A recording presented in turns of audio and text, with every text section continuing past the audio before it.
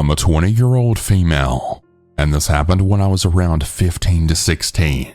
I lived in a community for a few years, and there was this house that was 2 doors down that was always quiet. I never saw anyone enter or exit, but every year during Halloween, he would come out with a grill and give us soda, hot dogs, or hamburgers, and he was a really cool guy with crazy energy. Also, side note, he was an elderly man, maybe in his 50s, and we'll call him Ed. One summer, I went to California for a funeral, and my mom called and said that Ed's daughter had come over, and had asked to leave some toys and clothes there because Ed had kicked her out, and her son just needed a place to store some stuff for a while. My mom was confused because we didn't even know he had a daughter, but my mom said yes. Ed somehow found out, and he said that we could have the rest of her stuff because she wasn't allowed back in his house. At this point, we had no idea why she was kicked out, and my mom never asked. So a few months later, I got home, and by this time Ed's daughter had come and got all of her stuff, and I hadn't heard from her since. So one random day, he came to the door and dropped off some food he made. My mom thought it was weird, but we didn't eat it. We just kept the pan for a while to make it seem like we did. Then another day, he came and dropped off some movies that we never watched. Now, we had a Ring camera, and we would see him walk past our house looking at the door. One day, everyone was gone, and I was home alone, and I decided to walk my dog, and I kid you not, this grown man was sitting in the kid's sandbox and rolling around laughing, throwing it in the air. I walked by him, and then I noticed he was following me. So I cut my walk short and then went into the house and just stayed home until my mom got home. After telling her this, she was really weirded out. But this is where it got scary. My mom at the time was working overnight security at an empty hotel because this was during COVID. While my mom was getting ready, he came to our house and was pounding on the door like it sounded like a police officer or something. We didn't open it, and my mom didn't feel like it was safe to leave us home alone. She called her boss, and he said to just take us with her since the hotel was empty. We also had called the cops who had just talked to him, which didn't really change anything. There were also days where he would constantly bang on the door and we wouldn't answer. Then one day, he left a note on my mom's door. In the note, he stated that he loved my mom and that he wanted a romantic relationship with both me and my mom. Yes, the creep wanted to be with the both of us. And remember, I was a 15-year-old kid at this time. After that, we just avoided him at all costs. But by some weird coincidence, he got jumped by some other neighbors because he threw a rock at their window. We saw him get in an ambulance and his face got all messed up. After that, and after some time passed, we eventually moved to the other side of town, and we haven't seen or heard from him since. I'm now much older, and I went by the house to see that it was empty. I don't know what happened to him, but I really hope that his sick self got some help and that he isn't around any kids.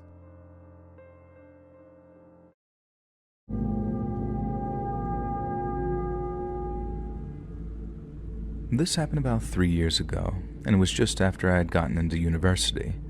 I was really proud of myself, and I had managed to pass a really difficult entrance exam, and I was looking forward to trying life in the city alone for the first time. I knew it was going to be a big step, but I was ready for it. I come from the countryside, so it was going to be all new for me and tough to leave the little support network and friends that I made there. My first year at university was a mix of excitement and adjustment. I made friends with some other students, and my mom would often come to visit, using my place as a kind of hotel. I didn't mind. It was nice to hear how my family was doing and see her, and I guess it was her way of making sure that I was okay, and I guess that she missed me too. When I started my second year of university in April, my mom came to visit again. Apparently one of her favorite artists had a concert nearby, so she decided to use my place as her hotel, as per usual. I thought at the time, oh great, here we go again, but since she sends me money every month, I couldn't really complain. I didn't want to risk having my allowance reduced, and those were the days. Now that morning she said, I'm going to the concert today, so I'll be back pretty late. Okay, I nodded while eating the miso soup that she had made. And out of nowhere, she said, "So, how do you feel about this apartment?" "What do you mean?" I asked, a little taken aback by the sudden question. "Any weird neighbors or noisy people or anything?" "I don't know," I replied. Between my part-time job, classes, and parties, I hardly knew who lived in my building. But I did remember that there was a girl from the same university on my floor. She seemed pretty outgoing, always having friends over for drinks, and I envied her a bit for that. "Well, whatever. You got work today, right?" my mom asked. "Yeah," I nodded.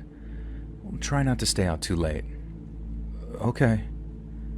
I wanted to tell her to come home early too, but I just kept that thought to myself. When I got back that night and said I'm back, the apartment was pitch black. It was 8:30 p.m. and my mom wasn't back yet. I was hungry, but since it was a bit warm and sweaty that day, I decided to just take a shower first. While I was in the shower, I heard some rattling sounds, and I figured my mom had come back. I saw a dark figure moving through the frosted glass door as she entered the bathroom. "Oh, you're back early, Mom," I called out, but there was no response. "Hey, do you want to go get some ramen?" I asked, and I heard a ch sound, like someone clicking their tongue, and with that, the dark figure disappeared. What's up with that? I thought, stepping out of the bathroom. She usually loved ramen. As soon as I got out of the bathroom, a smell hit me immediately. "Ew, that stinks," I blurted out. It smelled like kerosene, which was weird because I didn't use a kerosene heater. As I was wondering why, I heard the front door unlocking and my mom walked in. "You came in just to go back outside again?" I asked, confused. And she looked at me, kind of puzzled. "What do you mean? Didn't you just come in a few minutes ago?" "No, I just got here," she said, holding bags filled with concert merchandise. "So who was that in the bathroom?" My mind raced as I told my mom what happened. Panicked, she called the police, and they came right away. We quickly discovered that nothing was stolen and that there were no signs of forced entry. I guess I didn't fully close the door when I walked in, or something. And the police suggested maybe it was just a misunderstanding. Maybe a neighbor had one too many drinks and walked in what they thought was their apartment but got it wrong, realized their error and left. And my mom was furious, but it made me wonder if I had imagined it all. Maybe I was just tired. I wasn't able to fully convince myself of that because of that strange smell of kerosene. The week after that strange incident was one of the longest and most nerve-wracking of my life. I couldn't shake off the feeling that something was off, and I found myself jumping at every little noise and double-checking the locks on my door multiple times a day. I even contemplated moving to a different place, but my lease wasn't up, and finding a new apartment in the city wasn't easy or cheap. A week after that strange incident, something terrible happened. The girl who lived on my floor was murdered by the middle-aged man who lived below us. After he went through that terrible act, he set his apartment on fire, and he went with it. The news and internet said the girl had riled up other neighbors by having parties often and making lots of noise, and that's why she was targeted. But that wasn't really true. Even when she had friends over, you could barely hear them. The revelation hit me like a ton of bricks. I couldn't help but wonder if the dark figure I saw that day was actually him. Maybe I was his initial target, but he backed off because my mom was there and would come back soon. The idea that I could have been in that poor girl's shoes kept me awake at night, and for days I replayed the incident in my head, trying to find some clarity, some sign that could tell me what really happened. I remembered every detail: the sound at the door, the figure behind the frosted glass, and the smell of kerosene. It was all too real to have been a figment of my imagination. I'll never know for sure what happened that night, and that uncertainty is something that I've had to live with. The police closed the case quickly after the man died, labeling him as a deranged individual with a grudge against the noisy neighbors. They didn't dig any deeper, and there were no leads, no witnesses besides me, and I wasn't even sure of what I saw. All I can do is pray for the girl who lost her life. May she rest in peace. Even now, years later, I occasionally think back to that night.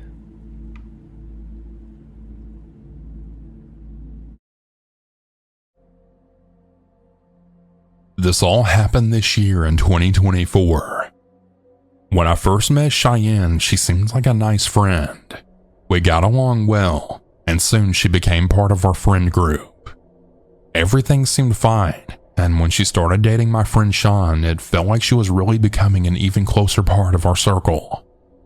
For a while, things were good between them, but then out of nowhere, she broke up with Sean over Messenger. It was really sudden and unexpected, leaving us all surprised. After the breakup, things took an even darker turn. Cheyenne left me a voicemail, the first of what would become a series of threatening messages. In that voicemail, she did something unforgivable. She used a racist slur, a word that no one should ever say, let alone direct at someone else. One of my friends who's African American was particularly hurt and angry when he found out. That one word shattered whatever was left of the friendship that we had with her. A few days later, Cheyenne sent me another voicemail. This time she was apologizing, to me at least. But even as she apologized, she made it clear that she had no intention of apologizing to Sean. I knew right away that her apology was fake, just a way to manipulate the situation and maybe get me to side with her. It didn't work, but that wasn't the end. Months later, Cheyenne would do the same thing again, this time directing her racist and threatening behavior at another friend of ours who's also African American. It was beyond uncool. It was deeply hurtful and dangerous. Her actions made it clear that she was no longer the person we thought she was. Then came the day of the hit list. I received a message from a random phone number that contained a list of names, with mine at the very top. The message read, "Hi, my name is Cheyenne," followed by the list of people that she was targeting. My name was first on that list. She continued to send threatening messages, one of which even said, "Bitch, shut the hell up. If you don't like me, get my name out of your damn mouth." I responded calmly, stating that I could call the police if needed, but the threats just kept coming. Something in my brain told me that I needed to take action. I knew that I couldn't just let these threats go unanswered, so I called 911. The police came to my house and I gave them my statement. They took the situation seriously, documenting everything. Having the police involved made me feel a little safer, but the fear still lingered. Cheyenne even went as far as to say, "I know where you live, bitch." This was no longer just an angry rant. It felt like a serious threat to my safety and the safety of my friends. We had no choice but to consider taking legal action. Cheyenne had crossed a line, and her behavior was spiraling out of control. Throughout this time, Cheyenne tried to make me look like the bad guy. She texted my mom on Facebook trying to twist the story to make herself look like the victim and then paint me as the problem. And it didn't stop there. At one point, I called her out on her bullshit in another messenger group chat. I wanted to make it clear to our friends that Cheyenne was not someone we should trust. But the person who created the group chat didn't know what Cheyenne had been doing to the rest of us. I was mad at him for unknowingly giving her a platform. But later I forgave him through a text, understanding that he just didn't know the full story. Recently, Cheyenne moved into a group home that's close to where my girlfriend Bradley and Sean live. She's about half an hour away from me, but her proximity to my friends has added to the stress and concern we're all feeling. It doesn't help that my friend Ricky is obsessed with Cheyenne. Despite everything she's done, he seems fixated on her, which only complicates the situation further. Even though she's in a group home where she's close to my girlfriend and my friend Bradley but a little ways away from me, it still scares me that she could get a job one day, collect enough money, and potentially come and find us to harm us. Mostly me, because I'm at the top of the hit list. As someone like me who's half blind, I don't think my pocket knife will defend me forever. Thankfully for now, I can enjoy my music and my audiobooks to calm me down, especially next week with my upcoming break until the new class starts. I might not be so lucky with the new teachers. It depends on if they'll be nice enough to hear my story and maybe let me listen to music while I do my work in the classroom. This just goes to show, guys, that if you feel like there's a friend who doesn't seem right, cut them out of your life. It's best to protect yourself before things escalate like they did for me.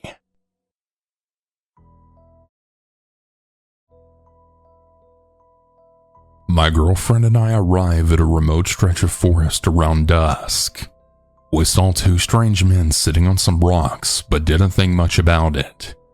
We drove 2 to 3 miles further into the forest and set up camp.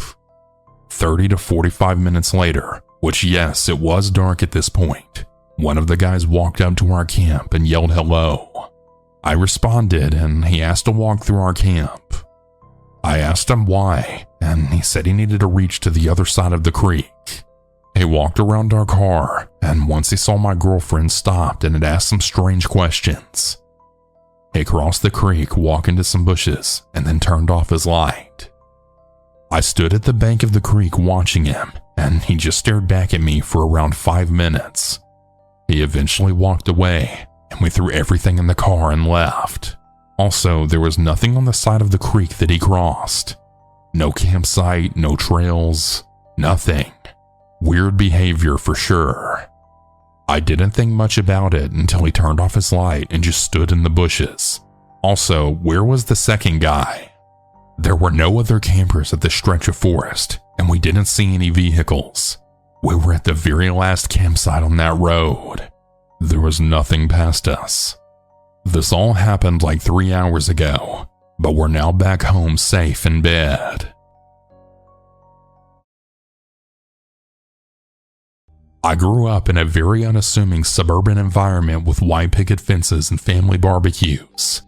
From a young age, I was aware that I've always had a capacity for violence. At the drop of a hat, I would have no problem bludgeoning someone to death with a fire poker. Not that I've ever done such a thing, but you get the point. However, the affliction of mine was always methodical. It served a purpose and was never beyond my control.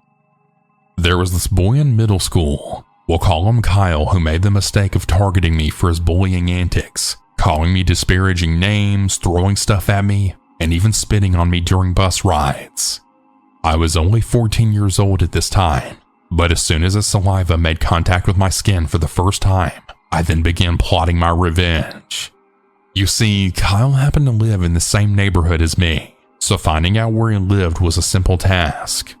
Most of the houses between mine and his were still under construction. I spent about a month staking out his place from a nearby hiding spot and observing the routine of Kyle's family. Kyle was an only child, and both of his parents worked long hours, which might explain why he was such an asshole. I figured out that on Friday nights Kyle was left alone. He would almost always have a pizza delivered to his house around 8 o'clock and would always order from the same place. Kyle was a creature of habit. During all this time, he would continue to pick on me during the bus rides, but I took it in stride because I knew what was coming his way. Everything about my plans seemed to line up quite nicely. You see, the front porch of Kyle's home was undergoing some kind of remodeling. The contractors Kyle's parents hired were careless enough to leave behind a very large crowbar laying on a bench right next to the front door. During one of my stakeouts, I swiped the object from the front porch before making my way back to my house 2 streets over. I think you know where this is going.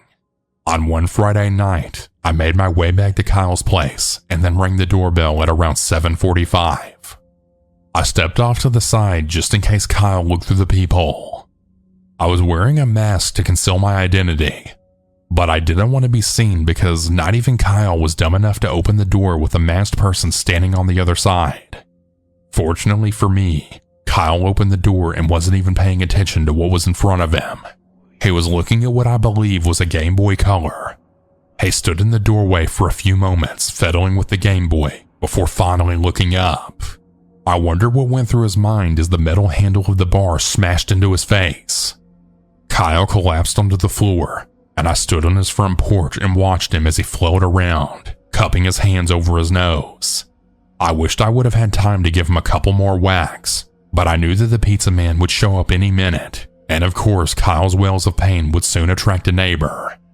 So I made my escape, darting between houses and making it back to my place without being seen by anyone. It was perfect. And of course, the community was in an uproar. Not even our children are safe. Oh no! The overweight police chief even made a few appearances on local television stations, vowing that he would do everything in his power to capture whoever did this horrible crime. They brought the entire school into the gym to explain to us that one of our classmates was violently attacked. But to be honest, no one really gave a crap about Kyle. Kyle's nose had to be surgically reconstructed, and when he finally returned to school, he didn't seem to have any interest on picking on me, or anyone else for that matter. Aside from seeing an occasional patrol car cruising around my neighborhood, not much really changed. I wasn't planning on making an encore. Even at 14, I knew that luck had a lot to do with my plan playing out the way it did, and I was also smart enough not to push it. No one even looked my way. I was never questioned by the police, and they never found out who viciously attacked Kyle. I still have absolutely no regrets about what I did. Screw you, Kyle. You got exactly what you deserved.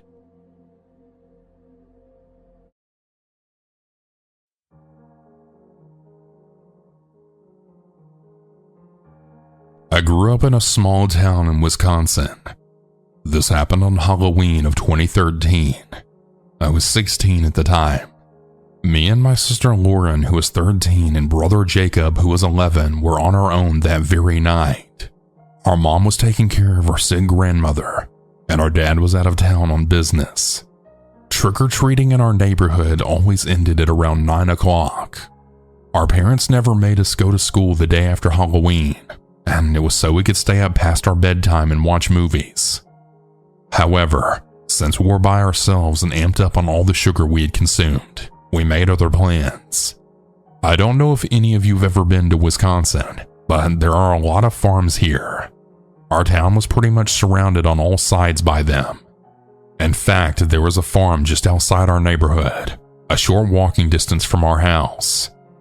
Every fall, this farm would have an annual pumpkin patch, and we thought it would be fun to go check it out. We didn't plan on vandalizing anything. We just wanted to stroll around and see how creepy the place was in the dark.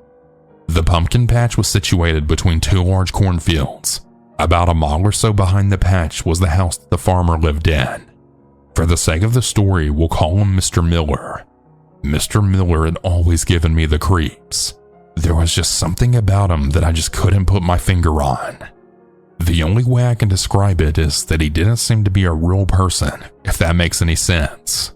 It was like at any moment his skin would fall off and then reveal him to be some kind of alien or something. I know that sounds like a strange thing to say, but I'm telling you, there was always something off about Mr. Miller. The three of us arrived at the dark, deserted pumpkin patch at around 10 o'clock. There was a series of large sheds between Mr. Miller's house and the patch, so we didn't worry about being seen.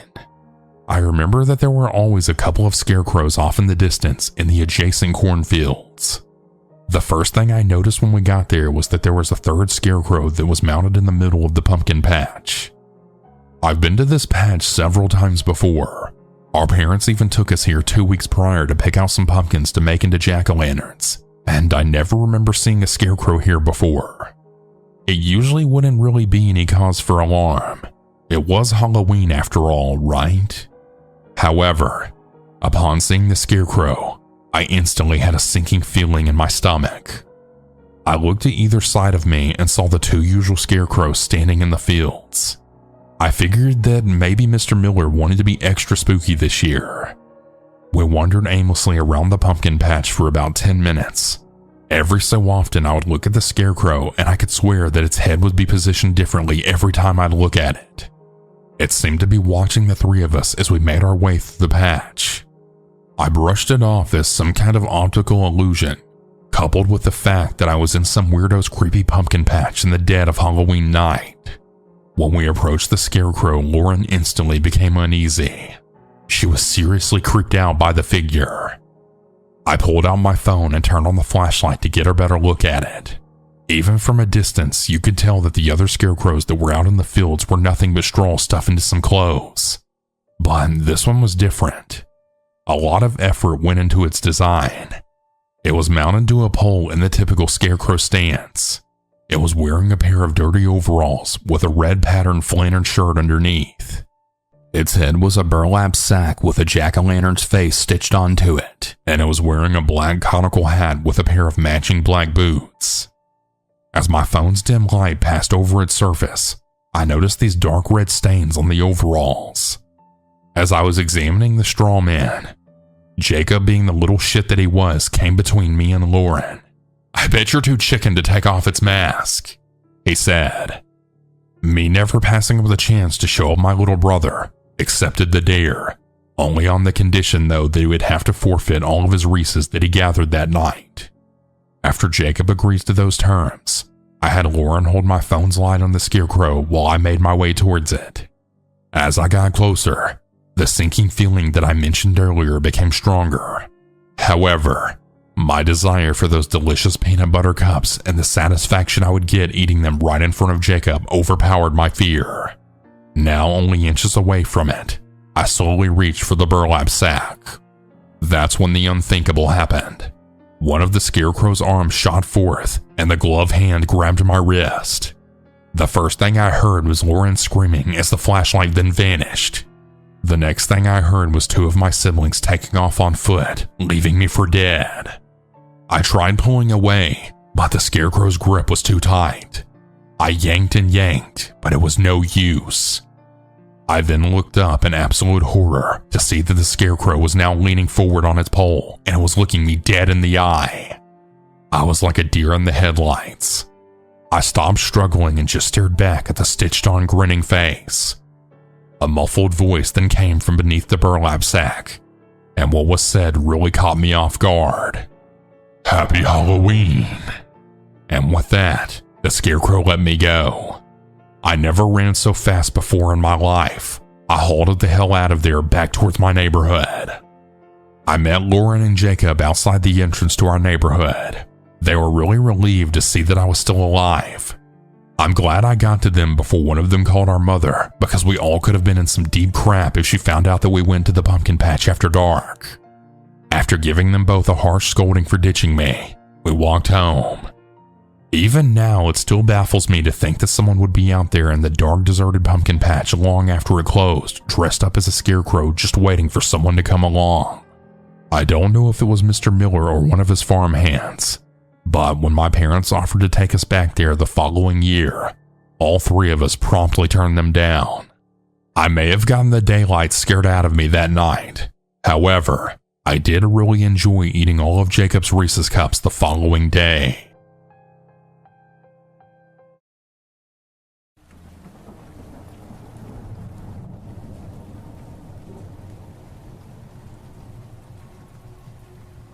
When I was 17 years old, I got my first job ever. It was to be a pizza delivery driver for a pizza place near where I lived. I lived with my parents and was still in high school at this time. So mostly I would work on weekends, but some weeknights as well. One time I was working a Friday night, and we stayed open really late, so I would work longer shifts on those nights. This was after I had the job for a few months, and had pretty much gotten used to things. When I went out for a delivery at about 11 p.m., I left the pizza place, and I remember I was seemingly followed. The roads were pretty quiet with it being 11 o'clock at night. So when I was driving to the address, probably just a few minutes into the drive, I noticed headlights behind me. I didn't think much of it until they were still there when I was approaching the address to make the delivery. So when I got to the street for the delivery, the car was still there. I pulled over to the side of the road in front of the house that I was delivering to. It was pretty much just a regular residential street. The car behind me continued down the street as I pulled over. This made me feel a lot better. Then I got out and delivered the pizza. I got back into my car afterwards, and then I started to drive back to work. I turned around and headed back down the street. But when I got to the end of the street, I saw headlights behind me again. It was probably the same person. They ended up following me almost all the way back to the pizza place, except they randomly turned away within a few minutes of it. I was able to get back, but I found the whole thing very strange. I had no idea why anybody would be following me like that. I had another delivery to make a short time later. During this one, I got followed again, this time for just part of the way. I remember seeing the headlights again, and they started to follow me. I didn't know what I was going to do, but then, within just a few minutes, the headlights were gone. I made the rest of the delivery and back without any problems. The next delivery was completely fine. I didn't notice myself being followed at all. But the one after that, the car returned. By now, it was well after midnight. This time was very similar to the first. The car followed me almost the entire way to the house and back, but not quite the whole way. Then I had my final delivery of the night. For this one, I did not see the car at all, and I felt slightly better about that. I was back at the pizza place for a short time after that, and then I got off of work. I left work and started driving back home. Unfortunately, when I was a few minutes into the drive home, the car showed up again. When I saw it, I had a terrible feeling, because I didn't want it to follow me to my house. I remember that I tried calling my parents, but it was really late and they were both already asleep. I didn't know what else to do. The drive back home took maybe 10 minutes, and the car followed me the whole way. When I was approaching my street though, I first turned onto it. My plan was to go around the block a few times and see if the car would keep following me. But when I first turned, the car behind me did not. Then I was able to drive the rest of the way home and pull into the driveway. I kept looking around, careful that the car would return, but I did not see it. I quickly went inside after that. I was not followed like that the entire rest of the time that I worked at the pizza place. I still don't know who was following me that day or why.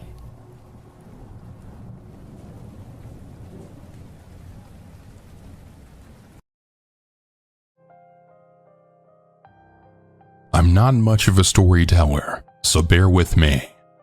During the 90s, I went through a very rough time in my life. After a failed marriage, I became a bit of a nomad, wandering across the country on foot with no particular destination. It was a stupid idea, but I was in a very hopeless place back then and just looking to experience something new. I found myself on the back roads of Nebraska. For those of you who've never been to that state, there are large sections of land that go on for miles with nothing but cornfields lining either side of the road. I have been traveling down South Dakota and hitched a ride with a truck driver into Nebraska. We split ways at a rest stop, and I made my way into what I now know to be the Sandhills of Nebraska. The Sandhills region is one of the most isolated areas in the United States. 20,000 square miles of nothing but dunes and prairies. I planned on hitchhiking my way to the nearest town and catching a bus to visit a friend that I had in Omaha. Full disclosure, I had absolutely no idea what the hell I was doing. I subscribed to the "I'll just figure out when I get there" mentality. At the time, I didn't know a whole lot about Nebraska, but I found out the hard way that this stretch of road was not ideal for hitchhiking. I barely saw any cars going down this road, and the ones that did completely ignored me and drove right past. 12 hours passed and I was running low on food and water. I was utterly exhausted at this point, and I needed to find a place to rest for a while. I had about an hour left of daylight. Lucky for me, I happened to come upon an old farmhouse that was situated about a half-mile away from the main road. From a distance, I thought that this place might have been occupied, but when I got closer, it was clear to me that the house was abandoned. This was around the fall, so the weather in Nebraska wasn't terrible. However, the nights were a bit on the cold side, so I decided to stay in this house for the night and then continue my journey the next day. I had enough supplies to last me one more night. The house was your typical rotting husk, smelled like mold, severe water damage, creaking floors, etc. The living room seemed to be the only decent place to settle down at, so I unpacked my sleeping bag and made myself at home and eventually dozed off. I woke up to the sound of floorboards creaking. I immediately sat up and listened. I could hear several pairs of footsteps thudding all around the house. They were coming from upstairs, downstairs, on the back porch outside, and even in the same room with me. But I didn't actually see a thing. I quickly got to my feet and walked over to the nearest window and peered out. What I saw was truly alarming, and it sent a wave of nausea throughout my entire body. Several cloaked figures were standing side by side. They appeared to be encircling the house. Because of the footsteps I heard, I thought there may have been people in the house with me. So in an effort to defuse things, I made another big brain decision and spoke up. Hello? I'm sorry if I'm trespassing. I was just looking for a place to rest for the night, and I thought this place was abandoned. Again, I'm sorry. All the footsteps stopped at once. An eerie silence followed. It was so quiet that I could have heard a mouse crapping in the corner. I started to get a real bad feeling in my gut, so I reached into my backpack and pulled out my hunting knife. I gathered the rest of my things and moved slowly out into the hallway. Aside from the mysterious figures outside, I was also thinking of what was making the footsteps from inside the house. As I said, I heard several footsteps when I woke up, so I figured it wouldn't be long before I ran into someone inside the house. But after combing the entire downstairs, I didn't see or hear anything. I could tell that something was very off. That bad feeling that I mentioned earlier intensified. Despite the fact that I knew there were a bunch of weirdos in cloaks waiting for me outside, something told me that if I didn't leave the house that very moment, something terrible was going to happen to me. The house was located in a wide open clearing. Beyond the clearing was a barrier of tall grass. When I left through the front door, I then stopped directly in front of the house. No matter which direction I looked, I saw another hooded menace blocking my way. I suddenly felt this heat on my back, and I quickly turned around and was shocked to see that the house that I just left was now engulfed in flames. I cannot explain how this happened. Moments before I was inside that house walking around, and now it was on fire. I backed away. I decided that I was going to run through the figures and then get the hell out of Dodge. But when I turned back around, the figures were now nowhere in sight. Things were getting way too bizarre for me at that point. The only thing I knew for sure was that I had to get the hell out of this place. When I got back out into the main road, I didn't stop walking until I finally got to a town whose name that I can't remember. The rest of my time in Nebraska actually went pretty well, and I got my life together shortly after I got back home from my trip. For as long as I live, I'll never forget that old farmhouse and those mysterious cloaked figures. This incident still baffles me to this day, but perhaps some things are just best left unanswered.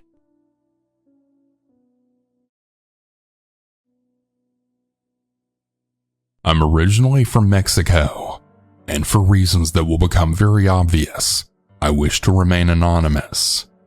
I was involved in the Mexican cartel. I mainly transported drugs across the border into the United States. To make a long story short, I was caught and cooperated with the feds in exchange for immunity and asylum. Before I go any further, you can all go ahead and label me a snitch if you want to. I don't care. I personally feel pretty good about ratting out a bunch of drug-dealing murderers who work for an organization that's responsible for destroying so many fellow Mexicans' lives. I was forced into this life at a young age. I've always hated the cartel, and I was already plotting a way to flee Mexico with my mother and two younger sisters. You could say it was a good thing that I ended up getting caught. This story is not about how I got out of the cartel, though. It's about the closest call I've ever had during my time with the cartel. This happened during the early days. It was the summer of 2005. I remember the date specifically because I had just turned 18 a day prior. Even though I was barely an adult, I was a very intimidating looking guy. I come from a long line of very physically strong men. I've been lifting weights since I was a child. I'm an even-tempered guy, and I don't even consider myself an aggressive person, but I'll put someone through a wall if they piss me off. It was because of my physical presence and my piece of crap father, who was also in the cartel, that made me a target for recruitment. When I first started out, myself and two other guys would drive around Mexico City and collect debts and packages from people who owed money to the cartel or one of our distributors. It was on the 4th or 5th run that we ran into some trouble. There was this particular club we frequented where a lot of business was conducted. To make things simple for you, an exchange would go down in a back room, and we would come shortly after and collect the revenue and then drop it off to our capo. So that night we entered the club and began making our way to the back room. It was a fairly busy night for the club. This DJ from out of town was performing there, so people from all over were there to see him. To get to the back room, we had to go through the main dance floor to the opposite side of the building. There were some renovations that prevented us from using the back entrance. We got out onto the dance floor and started making our way through the crowd. When we were about halfway there, I then saw something out of the corner of my eye. It was the barrel of a shotgun being pointed directly at me. I quickly ducked, and not a second later, I heard the gun go off. Unfortunately, an innocent girl who was standing beside me caught the bullet. She was shot at point-blank range, and I don't mean to be insensitive when I say this, but the poor girl's head was blasted apart. I remember several things happening simultaneously after the shotgun went off. All of the partygoers immediately fled the club. From my position on the ground, all I saw was a wave of moving legs. When I stood up, I saw a deserted club, my two coworkers with their guns drawn cursing up a storm, and unfortunately the corpse of the young girl who was just shot. I assumed that the shooter got away in the chaos.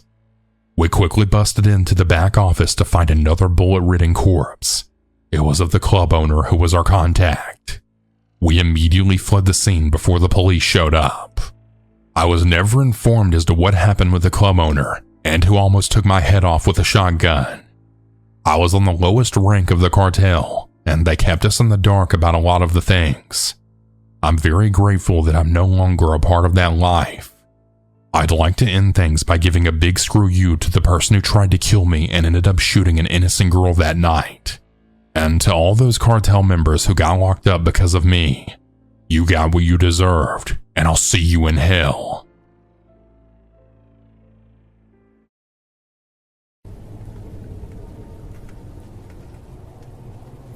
"20 years ago, I was living in New Jersey, and I worked as a pizza delivery driver. I worked at this neighborhood joint called Domino's.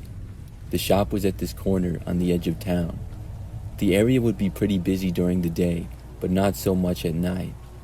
Obviously, we were open pretty late with it being a pizza shop. One time, I was working until 2 a.m. At about 1 o'clock in the morning, there was a delivery for me to make. I was sitting inside the shop, and I left out the back door to go to my car. I parked in the small lot behind the place, which was where employees would park.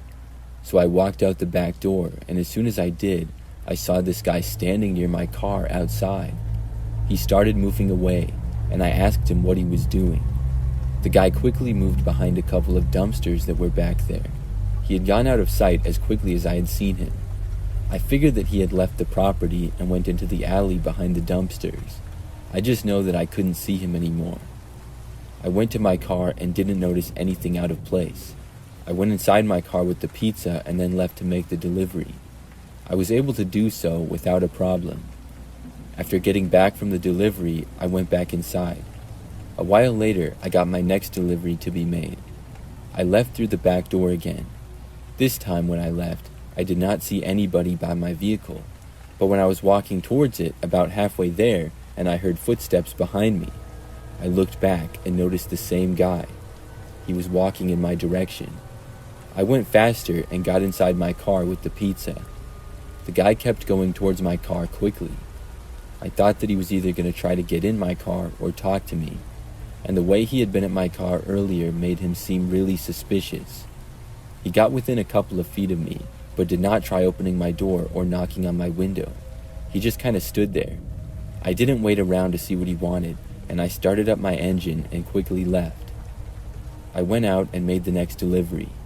I was gone for probably about 15 minutes or so. Then I went back to work again and parked in my usual spot.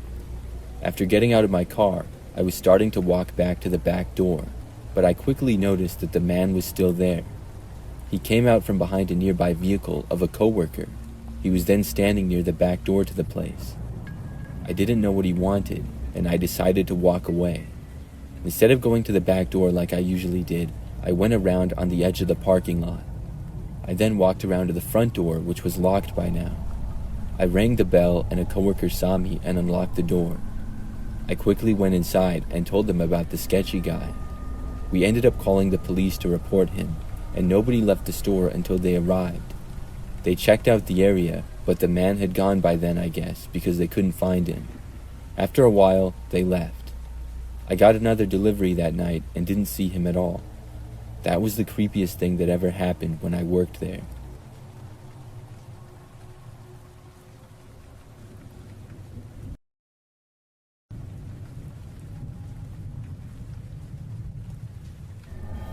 This happened back in the year 1996.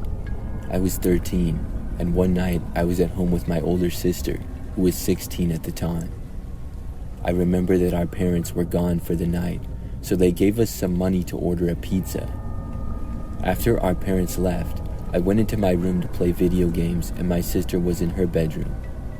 When I got hungry, I left my room and I told my sister that I wanted pizza then. So we ordered, and I'm not sure what time it was, but it was dark out. While we waited for the pizza, we hung out in the living room. Then I remembered that the pizza guy got there. After he rang the doorbell, my sister went over and answered and paid the guy. She then brought the pizza into the kitchen. I was still in the living room watching TV, but I was about to go into the kitchen. As I got up, I heard somebody suddenly trying to open the front door to our house. I stopped where I was and listened. They tried opening the door again. I wasn't sure if it was the pizza guy or what. I went over to the front window and looked out of it. I was just on time to barely see somebody moving away. They went out of sight within a second though, and I really didn't see anything. It was just enough to know that somebody was there.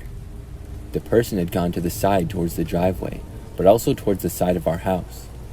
I kept watching, but I did not see them return. I figured they had left, so I then went into the kitchen, and I remembered that I told my sister about it. We looked out of a few windows but didn't see anything, and figured that the guy had left. So we went into the living room and were having pizza and watching some TV. But not long into this, and then there was a knock at the front door. We carefully went over to a front window and looked out of it. When we did, we saw that there was this guy standing there on the front step. It was not the pizza delivery guy from earlier.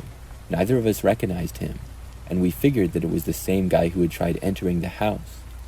We didn't know what we should do. I wanted to call our parents, but they didn't have cell phones at the time.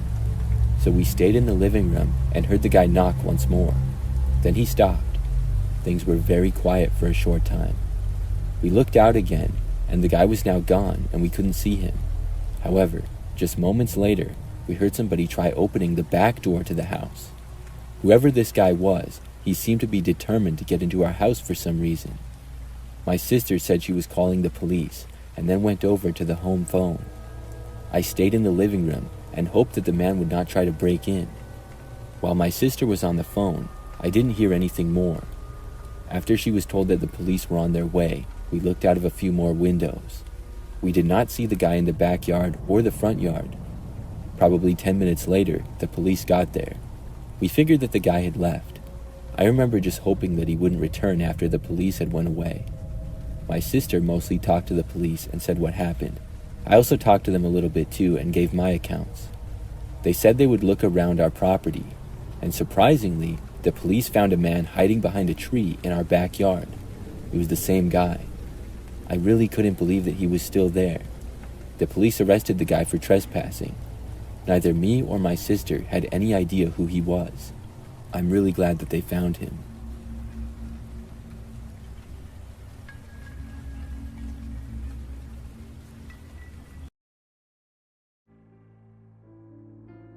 I grew up in the 1980s in a very tight-knit community in Georgia.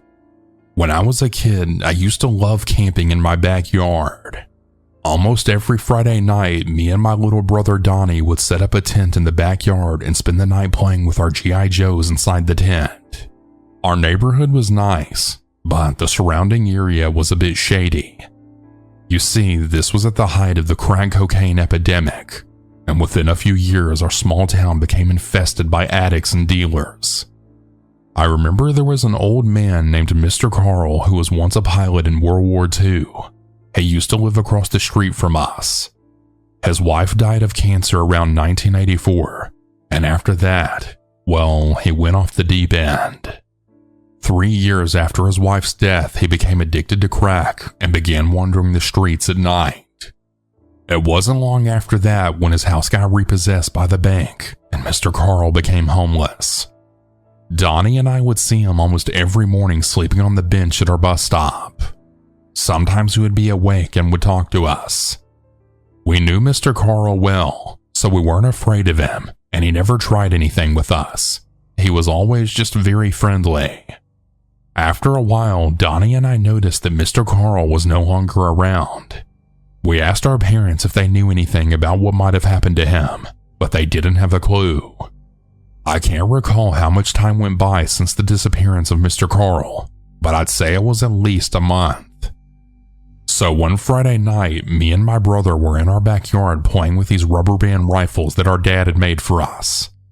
It was a piece of wood with a wooden clip glued to the top of it and a nail sticking out the front, so you could stretch a rubber band around the nail and clip it at the top. That way when you release the clip, the rubber band goes flying.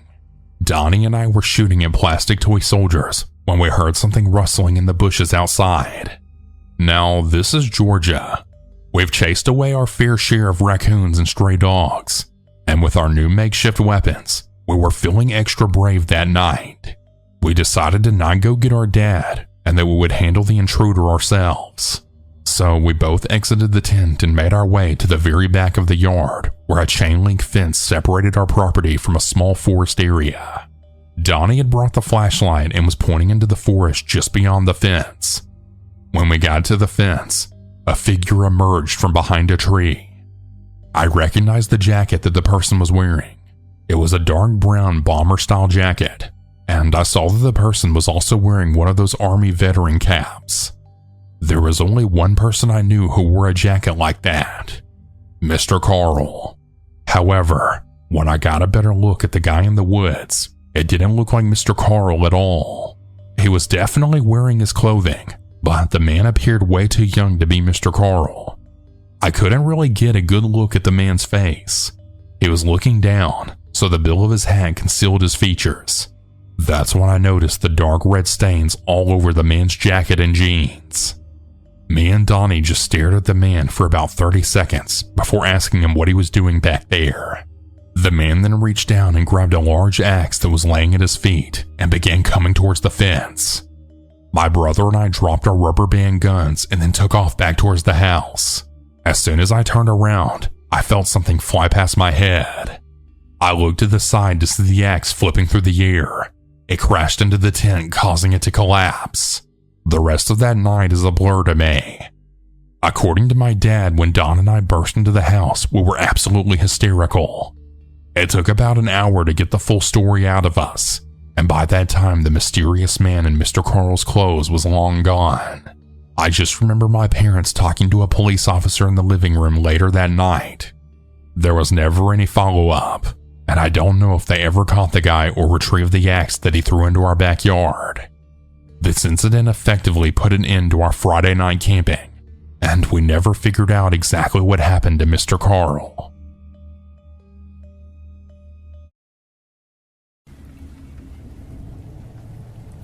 I'm a former pizza delivery driver. I got the job when I was 20 years old, and at first, I liked it a lot. I would not have to work that much, just a few nights a week.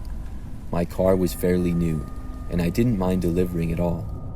The area that I live is not super crowded, so the driving is pretty easy on the roads, and I would also make lots of money in tips, so it was well worth it. After I had been working there for about 6 months, I was working one weekend pretty late. It had been a busy night. I remember going on countless deliveries, but making quite a bit of money. It got late, and the deliveries slowed down significantly. I was sitting inside of the restaurant when we got another order for me to deliver. By now, it was probably like 1-something in the morning. It was an order of just cheese bread. I took the order, got the address, and then headed out to my car to deliver it. I had been to this area before, but not the exact street or address. The location was about 10 minutes away, and when I arrived, I saw that it appeared to be a pretty typical house. I was on a residential street, and I parked on the side of the road. I walked up to the house with the cheesy bread. When I got to the front door, though, I noticed there was a note taped to it. It said, "Please use Backdoor." When I saw this, I'm not going to lie, I got a little bit of a bad feeling. But I knew that there was probably a logical explanation. Maybe the door didn't work or there was too much junk in front of it. The reason for my bad feeling was probably just because it was so late at night and really dark out.